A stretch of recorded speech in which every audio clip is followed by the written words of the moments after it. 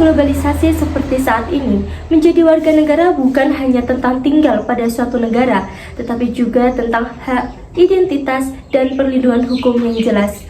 Oleh karena itu, pemahaman kewarganegaraan merupakan satu hal yang sangat penting bagi seluruh warga negara. Assalamualaikum warahmatullahi wabarakatuh.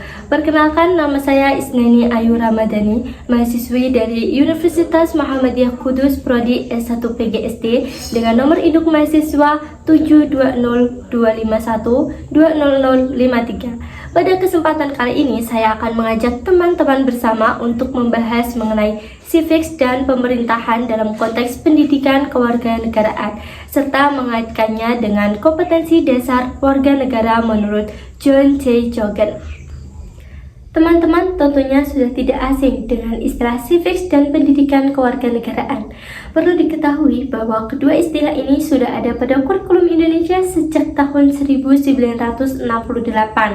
Lalu, apa sih hubungan antara civics dan pemerintahan? Keduanya tentunya memiliki hubungan yang saling berkaitan, akan tetapi memiliki makna yang berbeda. Civics atau kewarganegaraan sendiri merupakan ilmu yang mempelajari mengenai hak-hak dan kewajiban warga negara, nilai-nilai demokrasi, hukum, serta partisipasi warga negara dalam kehidupan berbangsa dan bernegara. Civics memegang peranan yang amat penting dalam pendidikan. Civics merupakan konsep dasar dalam pendidikan kewarganegaraan. Civics menanamkan nilai-nilai kewarganegaraan dan membentuk sikap serta karakter peserta didik menjadi warga negara yang bertanggung jawab. Warga negara yang mampu dan memahami apa itu hak dan kewajibannya sebagai masyarakat demokratis. Masyarakat yang menjunjung kebebasan, hak-hak persamaan, musyawarah, serta menghargai satu sama lain.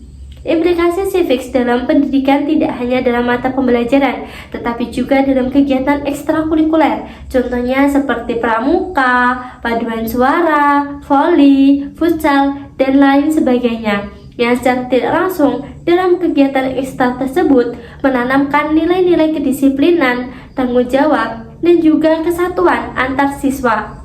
Sementara itu, pemerintahan adalah sistem, proses, dan lembaga yang menjalankan suatu kekuasaan negara, seperti halnya presiden, DPR, kementerian, pemerintahan daerah, dan lain sebagainya. Dalam pendidikan kewarganegaraan, pemerintahan dipelajari dengan harapan agar peserta didik mampu memahami bagaimana suatu negara tersebut dijalankan, bagaimana pembagian kekuasaan di dalamnya, bagaimana hukum dan konstitusi berlaku, dan lain sebagainya.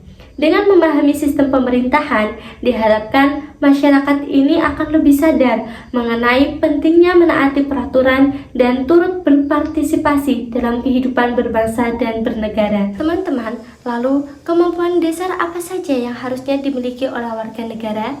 Menurut John C. Jogen, kemampuan dasar atau pokok yang wajib dimiliki oleh setiap warga negara yaitu ada acquiring and using information, yang kedua ada assessing information, yang ketiga making decision, yang keempat making judgment, yang kelima ada communicating, yang keenam cooperating, dan yang terakhir ada promoting interest. Pada kesempatan kali ini, saya akan mengajak teman-teman untuk berfokus pada satu poin, yaitu poin keempat, making judgment. Making judgment adalah kemampuan warga negara dalam menghadapi isu secara kritis dan objektif, sesuai berdasarkan dengan Pancasila, UUD 1945, serta norma-norma yang telah berlaku. Kemampuan ini bertujuan agar warga negara ini dapat bersifat bijak, tidak mudah terpengaruh dengan hoaks, dan tidak asal mengambil sikap tanpa mengetahui fakta yang sebenarnya. Salah satu contoh penerapan making judgment dapat kita lihat pada berbagai isu, di antaranya yaitu isu penegasan status WNI tanpa dokumen di luar negeri.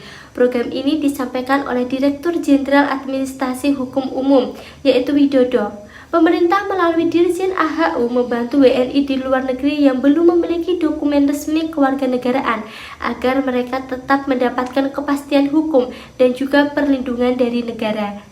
Teman-teman, berdasarkan data pada bulan Mei 2025, terdapat 53.579 permohonan penegasan status kewarganegaraan. Jumlah terbesar yaitu pada negara Malaysia sebanyak 45.126 kasus, kemudian Arab Saudi sebanyak 5.275 kasus, Filipina sebanyak 2.762 kasus, dan yang terakhir ada Timur Leste sebanyak 416 kasus. Pihak yang terlibat dalam program ini yaitu ada Dirjen AHU Kementerian Hukum, KBRI dan KJRI di luar negeri, serta para WNI tanpa dokumen. Tidak hanya itu, pekerja migran Indonesia juga turut menjadi perhatian karena banyaknya yang mengalami permasalahan administrasi kewarganegaraan. Program percepatan ini diperkuat melalui Permenkum Nomor 6 Tahun 2025 yang telah diterbitkan pada tanggal 14 Februari 2025 dan data perkembangan program ini telah disampaikan oleh Widodo pada tanggal 20 Mei 2025. Teman-teman, pemerintah melakukan program ini bukan tanpa alasan. Akan tetapi, pemerintah melakukan program ini dikarenakan masih banyaknya WNI yang tidak memiliki dokumen resmi, dikarenakan kurangnya pencatatan identitas dan juga tingginya migrasi ilegal. Sehingga mereka kesulitan untuk mendapatkan perlindungan hukum dan juga pelayanan dari negara. Melalui program ini, pemerintah berupaya keras untuk dapat memberikan kepastian status kewarganegaraan dan juga memberikan perlindungan hukum serta hak-hak sebagai warga negara Indonesia. Pemerintah juga turut menyediakan layanan elektronik untuk penegasan status kewarganegaraan. Teman-teman, menurut saya, langkah pemerintah dalam menghadapi persoalan ini sangat penting, dikarenakan hal ini bukan hanya berkaitan dengan administrasi, tetapi juga merupakan bentuk perlindungan negara terhadap hak dasar warga negara Indonesia yang berada di luar negeri. Dalam konteks Making Judgment, kita sebagai masyarakat tidak boleh langsung menilai WNI itu salah, WNI yang tidak memiliki dokumen tersebut salah, tetapi kita harus bersifat bijak dan objektif. Kita harus mengetahui latar belakang dari permasalahan yang mereka hadapi. Akan tetapi, di sisi lain kita sebagai masyarakat juga harus menyadari mengenai pentingnya administrasi kependudukan dan juga pentingnya menaati peraturan hukum agar tidak menimbulkan permasalahan di kemudian hari. Dan dengan demikian dapat kita simpulkan bahwa kemampuan Making Judgment ini sangat penting untuk dimiliki setiap warga negara agar warga negara mampu berpikir kritis, menghargai fakta, dan juga mengambil sikap yang tepat dalam menghadapi berbagai persoalan kenegaraan. Sebagai generasi muda, mari kita menjadi warga negara yang cerdas, kritis, dan tetap menjunjung tinggi nilai-nilai Pancasila. Semoga pembahasan kita kali ini dapat menambah wawasan kita tentang pentingnya kewarganegaraan dan juga rasa peduli terhadap sesama warga negara Indonesia. Demikian pemaparan dari saya, kurang lebihnya saya ucapkan terima kasih dan mohon maaf yang sebesar-besarnya. Wassalamualaikum warahmatullahi wabarakatuh.